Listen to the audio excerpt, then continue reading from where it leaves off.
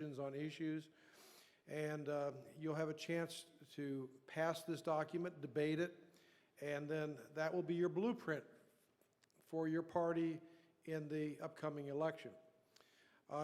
Tonight, because perhaps of the weather and other things going on, we have a little bit lighter attendance tonight, as you can see, and as Dr. Hemingway noted, we're going to have to at least have somebody representing each state. So as we move on here, we're going to be have our staff members come through and ask you maybe to move over to another state. You can still sit close to your friends, but we want to make sure every state is represented as far as the process is concerned. Again, this is a learning experience, and if we don't have everybody represented, we don't give a fair chance to the people who are actually working hard to get their candidates elected. Last Thursday, we had a simulation of the primaries and caucuses. Not all of them were represented, but those that were made selections, and those choices will still be valid tonight. In each delegation, there'll be an envelope, a big envelope, and it'll say your state on it, and it'll have on there how your state, if it voted last time, how it voted. If your state voted last Thursday, then your state is committed or bound to vote for the candidates that got the votes that night. Let's say if Clinton got 8 votes or 10 votes and Sanders got 15, well, you'll have to vote that way, at least for one ballot. To get the nomination, the candidate has to win a majority of the vote. That is 1/2 plus 1. If no one wins that majority on the first ballot, we'll have a second ballot. And at the end of the second ballot, we'll just determine whoever has the most votes will win. Earlier tonight, the Republicans had to go do a second ballot, and they had to selected the person ultimately with the most votes. We'll do that here tonight if necessary. So that's the rules, and we're going to ask one person in each delegation to be the person to announce the results when it comes to calculating the votes.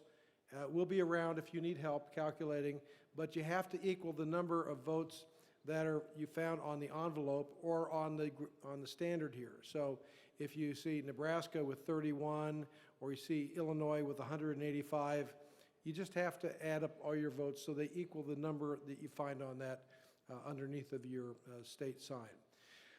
Also tonight, Dr. Casey LaFrance will be going over the party platform, and there will be some opportunities for all of you to take and vote on the various planks. There's some controversial issues on there.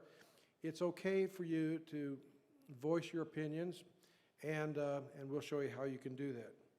So that are the rules set up for the convention tonight, and we hope you have a good time. Now, it is my distinct pleasure to introduce our keynote speaker. Many of you probably already know this gentleman. His name is D'Angelo Taylor. D'Angelo Taylor. D'Angelo Taylor, I first met when he was in my class many years ago when we were doing our mock election. And instead of just sitting out there, he said, you know, Dr. Hardy, I want to be a leader of this. Here's a young man, came all the way from Richmond, Virginia, came out here and he got involved, and my goodness, within a short period of time, he was one of the top leaders in the entire mock presidential election. And then later he said, you know, I think I want to get involved in politics, and he changed his major to political science. He went on to be one of our greatest leaders on this campus. In fact, one of the greatest leaders our campus has ever known. He went on to get his master's degree in political science. He won awards as the top graduate student for his leadership. He got elected to the Board of Trustees. Before that, let me say he was elected to SGA Speaker. He was then selected twice to be on the Board of Trustees, the student body, the student elected, the highest elected official really in our university. So we're fortunate to have him nearby, and he's also going to be very shortly starting his doctoral program. So tonight he's going to give the keynote speech, so please give a hearty welcome, if you will, if you get that, hearty welcome for D'Angelo Taylor!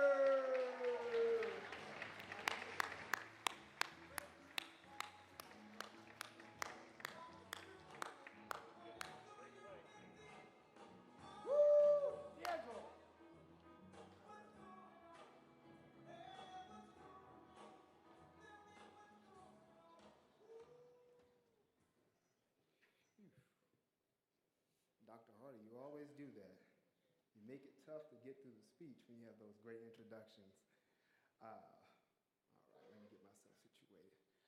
Good evening, students, faculty and staff, and university administrators.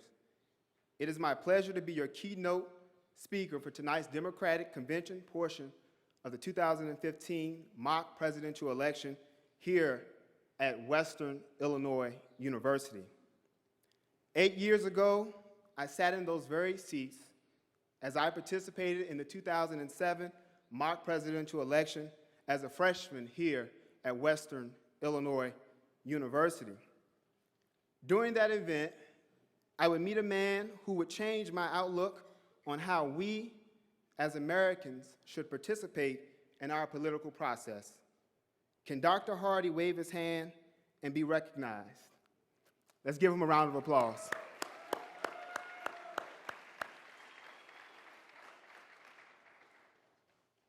Dr. Hardy, due to your constant belief in my political aspirations, not only did I become a leader on this campus, but I became a leader in my community.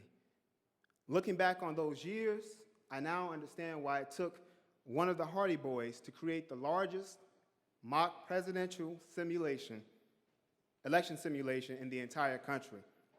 And if you all do not understand how important this is, understand that in Macomb, Illinois, we only equate the word large with the cornfields. I think Dr. Hardy deserves another round of applause.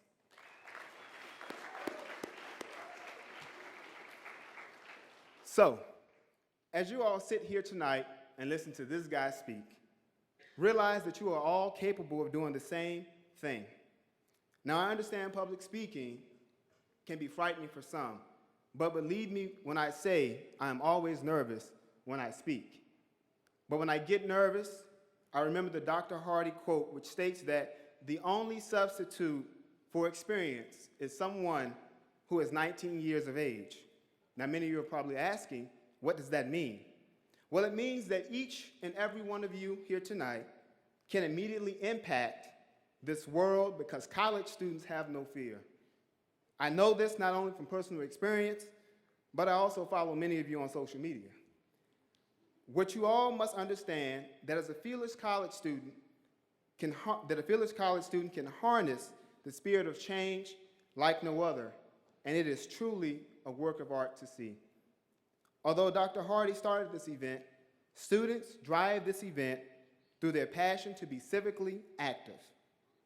You all are truly what it takes to drive our modern-day political process towards progressive change. Never forget that. Always remember it. On days like today, I can remember campaigning for Senator John Nerwitz in 2007 and being devastated in early 2008 when he decided to drop out of the presidential race. My devastation stemmed from the fact that John Nerwitz always wore his upbringing on his sleeves. He would reminisce about his poor upbringing, and that resonated with me. It resonated with me because I grew up in a household in which hand-me-downs were the norm, and at best, money was scarce. See, I truly understood what it meant to struggle, and I identified with Senator Edwards and his mission to equip poor people with the tools for success. During my upbringing, my grandmother would always tell me to vote for the Democrats because they were, in her words, progressive.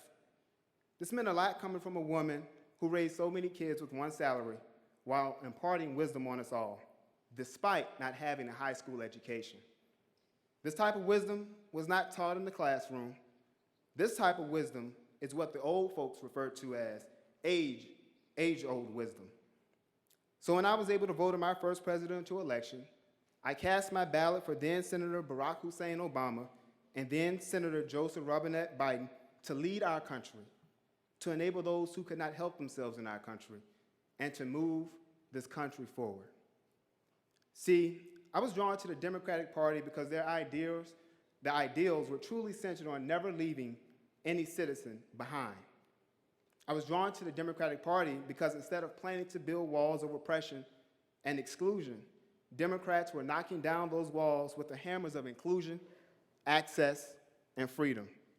I was drawn to the Democratic Party because Democrats are not hell-bent on excluding people based off their race, class, gender, or sexual orientation, because at the end of the day, we are all people. Lastly, I was drawn to the Democratic Party because this party is truly a party of progression. However, with that being said, I believe that we should embrace those who share different points of views than our own. Too often we paint the opposing parties as our enemies, and that is counterproductive to what this country needs to succeed. My good friend Caleb Markey, who identifies as a Republican, is a great man. And though we may disagree on everything politically, when he runs for office, I will be with him on this campaign trail. Because I look at Caleb, when I look at Caleb, I see a warrior and not a Republican. This truly matters to me. In essence, the only reason why the United States of America has been able to shine from one shining sea to the other is because our ancestors understood that it took more than one type of person to build this country. And that mindset is what still drives the policymakers in the Democratic Party to this very day. So in order to maintain what our ancestors built in this country, it requires that we all participate in the political process. Over the years, we as Americans have failed to participate in the political process in its most basic form, which is voting. I often hear that voting doesn't matter, yet we wonder why bad politicians get elected each and every year. We wonder why higher education is getting gashed. It is because the youth vote is not consistent. Therefore, the youth voters will always get the shaft. These things happen because, and make no mistake, a voteless people is a hopeless people. Looking throughout our country's history, many people have been ridiculed and even killed for attempting to vote, yet we as a country have taken a step back in this part of our political process. This is truly unacceptable. I challenge you all to get your voter registration card and exercise your right to vote. After all, people are still dying to obtain a right which you have been afforded. However, our maintenance problems don't end there. Too often I hear the phrase, "Politics are not my thing." Unfortunately, those who utter those words tend to be those who would benefit most from political participation. In addition, these are usually the same people who tune in every Thursday night to watch the political drama Scandal. Do not think of being politically active as a chore, because politics affect your life each and every day, whether you know it or not. Do not be a bystander. Please get involved. Now, many of you are asking yourselves, how can I get involved as a college student? Well, it is very simple. When you see a problem, do something. Make no mistake, each and every one of us has a duty to hold our elected officials accountable by being politically active. For example, in 2010, I ran for political office here in Macomb, Illinois, for the office of mayor. After a long campaign, I was defeated by the current mayor, Michael J. Inman. My campaign was centered around bringing more businesses to the city of Macomb because students were, and probably still are, hitting the roads every Friday because of the lack of dining and entertainment options here in the city. In the grand scheme of things, this wasn't just a student issue. This was an issue that resonated with residents as well. After being pretty down about losing that election, my good friends Matt Dykeman and Robert Flynn comforted me by letting me know that at least now my ideas were at the table. Students, it's not all about winning or losing elections, but instead having your voices heard loud and clear throughout the process. Sometimes there are moral victories. I will say that a few years after my election, my good friend Steve Whalen was elected to the Macomb City Council and to put the perspective of voting in perspective. He was elected by 1 vote. Steve's election brings everything full circle as it pertains to students and their political participation in college. See, there will always be a pertinent issue that ticks you off, and then you have to solve that issue by participation on the local, state, and federal level. It sounds tough because it is. We have to understand that nothing in this country that is worth fixing can be fixed overnight, because if it was worth fixing, it's been broken for a long time. This is when we need to exercise our quick patience. The term quick patience is pretty simple. Be quick enough to remove a stagnant elected official in your community, but be patient enough to see a solution through for a particular issue. In the end, all politics are local. That means it begins with you and I. As I digress, I want to leave you all with a thought-provoking story of our American political system. Last summer, I moved to St. Louis, Missouri, to recruit students for this great university. Within the first weeks of being in that area, Michael Brown, Darren Wilson, and Ferguson, Missouri would forever change our country. What many people did not see once the cameras were turned off was the sheer effort by the people of Ferguson, Missouri to rebuild their city. In a similar fashion, our political system needs to be fixed, but it starts with people coming together no matter the situation. It starts with people from different backgrounds and cultures getting to know one another instead of judging someone off of what they believe them to be. It starts with each and every one of us saying that even though we have freedom in this country, there are still people in which the hands of freedom have not touched. See, we all have an obligation in this country to ensure that we eradicate poverty. We have an obligation to work towards educating one another. We have an obligation to speak out against the injustices in this country while ridding ourselves of the "it's not my problem" mindset. Lastly, we have an obligation to uplift one another each and every chance that we get, because like a strong chain, we are only as strong as America's weakest link. So I'm challenging you all not to be bystanders when it comes to being politically active, but instead be willing participants in changing our country for the better. Because as the incomparable John Legend once noted, the world won't get no better if we just let it be. We have to change the world, and it begins with you and me. I thank you all, God bless you all, and God bless the United States of America.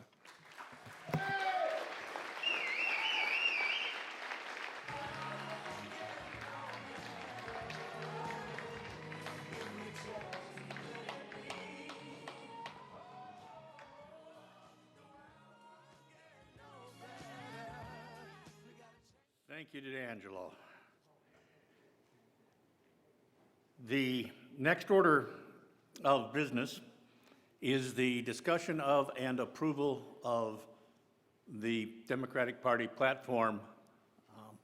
That will be left in the capable hands of Dr. Casey LaFrance. You have been just received a document, a teal document, and you might want to grab hold of that, and Dr. LaFrance will tell you just exactly how to process it.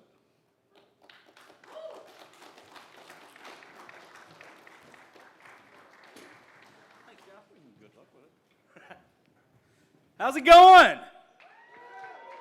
We ready to do some platforming? Now, let me begin just with a brief caveat. If I don't see you when you raise your hand to express a motion to amend or something of that nature, it's not because I'm ignoring you, it's because the lights are coming down and it's a little harder to see, so I may need a little assistance from folks to let me know when somebody has the hand or somebody wants to jump up and say something. The way this is going to work, if you look at your platform sheets, this teal sheet that you've just been handed, the Democrats have approved this platform in a preliminary meeting prior to tonight, so we're going to go off of it once you've got a chance to look at it. Let me begin just quickly mentioning 3 issues on which the earlier group wasn't able to make a final determination. So if you look at platform item 18, the expansion of nuclear power plants. Platform plank number 32, a balanced budget amendment So we're going to interrupt the Democratic platform here to talk to D'Angelo Taylor, who is our keynote speaker today. D'Angelo, so you managed the mock presidential election candidacy for President Obama. Can you tell us a bit about that experience, what you drew to his campaign, and what came with the success that you gained from that campaign? Well, I'll tell you, my good friend Tucker Copey had a lot to do with me being involved with that. I took a lead, and it was very tough for me to do so. But what drew me to President Obama is that he actually took the youth vote serious. And I think a lot of times we get the shaft on a lot of different issues because we're not a consistent voting base. But when I saw that, he expanded on the Pell Grant, student loan forgiveness programs. I had no other choice. And at that particular time, he was going to give Mitt Romney, and I didn't think Mitt was a bad candidate. I think actually Mitt would have made a great president as well. But President Obama was more on line with what I believe in my beliefs.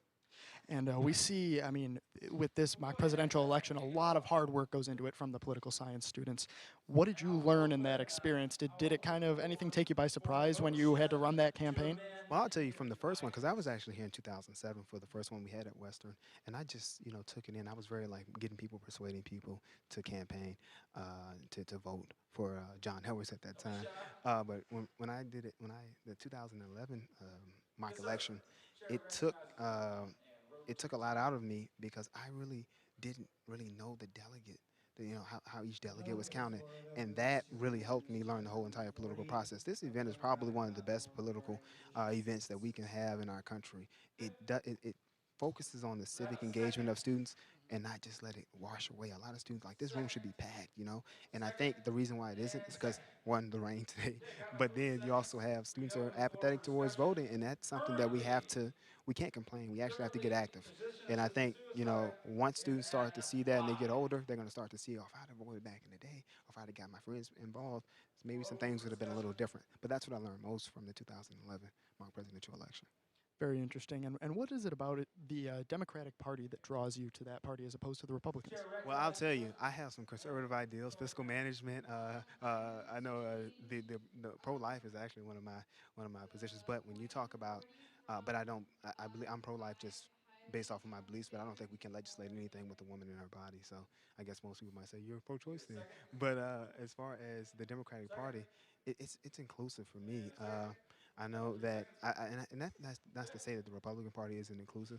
I always make the joke that the Democrats keep their crazies behind the closed doors and Republicans let theirs out.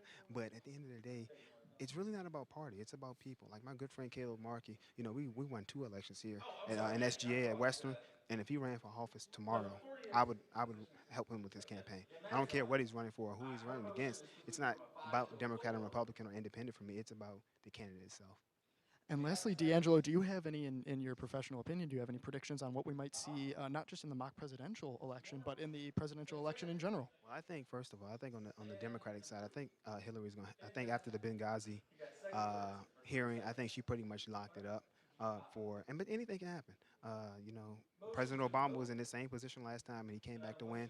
I do think that on the Republican side, it's a zoo, but I believe that people will see that, and this is going to surprise some people. I think Donald Trump is going to come out on top. And the reason why I think he's going to come out top is because he's sandbagging. I've dealt with a lot of people from New York and New Jersey. They sandbag when you play cards and everything, especially spades. I only have this many books, but they always have a trump card, and that, with no pun intended. But I think he has a trump card, and his trump card is that once he gets to a point where he wins, he's going to become presidential, and that's going to be really hard for them. Everybody's used to him not being presidential now, but once he wins 1 time or 2 times, he's going to become presidential, and I think that's going to be hard for people, the other candidates, to handle. But I also think Marco Rubio is a pretty good candidate as well, and I think that if he just smiles a little bit more, he'd be in the top of the polls. He just has a smile. You got to get Marco to smile. Very interesting. Thank you so much, D'Angelo. D'Angelo Taylor, who is our keynote speaker tonight, and we're going to throw it back to the Democratic platforms. The motion is to move to a 3. Do I have a second on that motion? Several seconds. Okay. Any discussion? Discussion on this motion to move from a 1 to a 3.